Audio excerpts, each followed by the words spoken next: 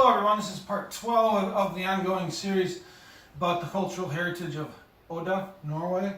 I'm here again reading from this book that my landlord gave me. It's a newer book detailing the history of the industry here in the Hardanger region of Norway.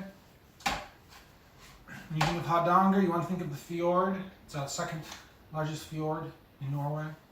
So I'm going to read this English summary of the page and then kind of just briefly talk about it, which is what I've been doing now for 12 times.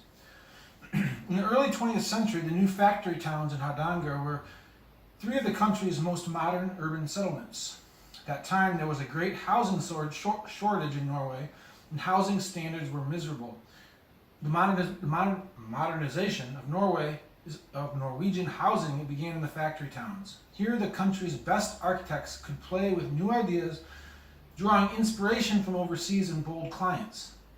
Those who moved here got not only work, but many were also given a new home with several rooms, running water, electric, light, and toilet. Such luxuries was unusual, both in the big cities and in the rural areas in those times. There, it was a bucket toilet, and a two-seater in the outhouse that people had to use. Did they really use a two-seater with someone sitting next to them? Skilled workers and office workers were lured away from the big cities. The unskilled came from the nearest villages around. Okay.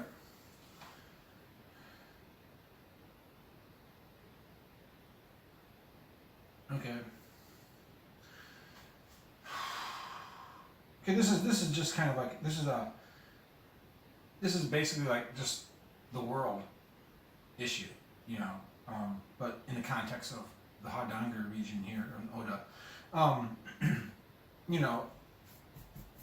All over the world, things became modern and people moved there because the modernization occurs in places where there's economic activity, where there's jobs, so people go to those places.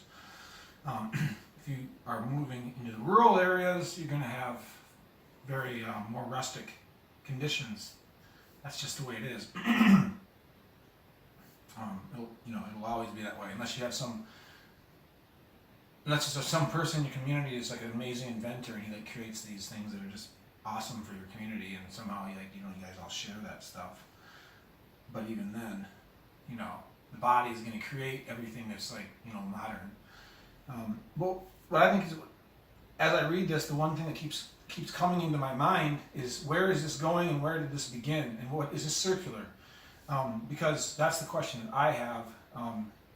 Yes, people came here to Odda because maybe it was on the forefront of the modernization, because this is where the electricity is. In order for modernization to occur, you need energy. So wherever the energy is going to obviously be where the modernization occurs first.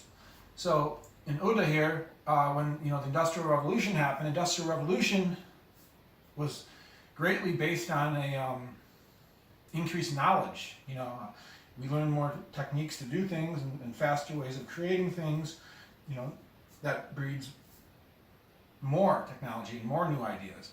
So the engineers that came here and bought the property and saw the potential with the waterfalls and creating these hydroelectric power turbines, this is where the industry started, because this is where the source for the energy was. However, it's interesting is geographically speaking, the geography here is what created the energy, but it's also what limits the modernization, because these are two steep mountains here that come down to the fjord, and there's nowhere this place can grow, which is greatly limited. If it hadn't been for these mountains, I can imagine there probably would have been several other factories here. When you have the fjord down here, the boats can come in and pick up the materials and drop the materials off really easily.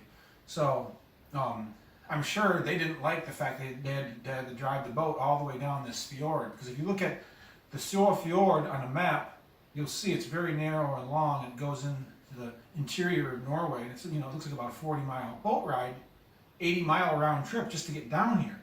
So that's, that's probably a day worth of fuel to drive the boat down here. So that's not ideal.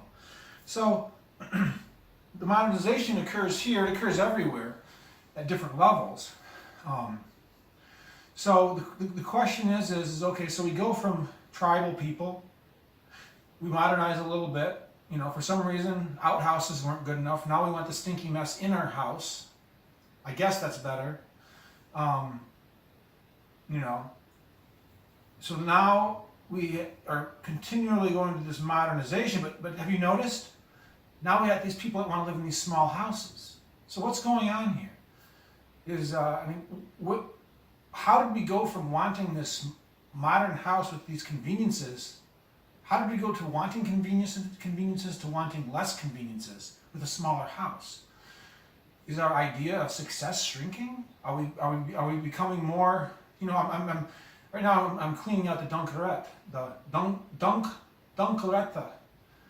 I'm still learning how to pronounce it. Excuse me. I'm finding these old tools in there, and many of these tools are like, you know, that's how they used to make them. You know, you can see the screws are just fine, precisely made screws in these pieces of equipment, old parts. You know, they're heavy. They're you know, they are there to withstand a beating.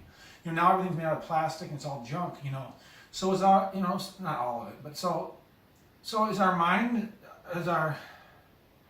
did we like open our minds in the Industrial Revolution, and now it's like it's coming full circle where the technology is making us close our minds because we're making cheaper and just less quality worth of stuff, so we're not expecting as much.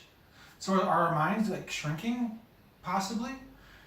You know, because now, so what happened here, you know, the factories have shut down, and now we're coming back in, and people are moving here for a different reason, tourism, because it's a nice place. You know, when are the mini houses going to start popping up here? You know, when are we going to start needing things to accommodate people that have less expectations? So it's fascinating to think about how people have come from wanting all these conveniences, which is what happened here in Odda. It happened here, although it happened all over the world. You get a nice house and indoor plumbing and shower and everything inside your house. It's very nice, you know. Cold run to the outhouse sucks. So, you know, so I guess we're evolving in many ways, and you know, what's going to happen, kind of. Which way is it going to go? I'm sure it's going to go in many ways, and we're all going to try to make it work in all these different ways. But it's interesting. So this is a good study here because you have kind of the beginnings of it all with the power plant, and it kind of comes full circle here. You know, if I looked at old maps of this area, old photos, and you can see all these houses weren't here. So you can tell it all was built up when the industry came. You can see there used to be fields out behind, you know, where the school is now. There are farm fields. Now it's, you know, all these houses. They're cool looking houses. They're Norwegian, Scandinavian style houses. But you can just tell it was all put up, you know, quickly probably. Still, you know, the city is still really cool, fascinating how it's just wedged in between a lake and a fjord and mountains squeezing it. You know, so you know, I've got a little time left. It looks like. You know, it says the skilled workers and office workers were lured away from the city to come here where it's a little more peaceful. You know, that's the same thing that's happening in Leelanau County. It happened.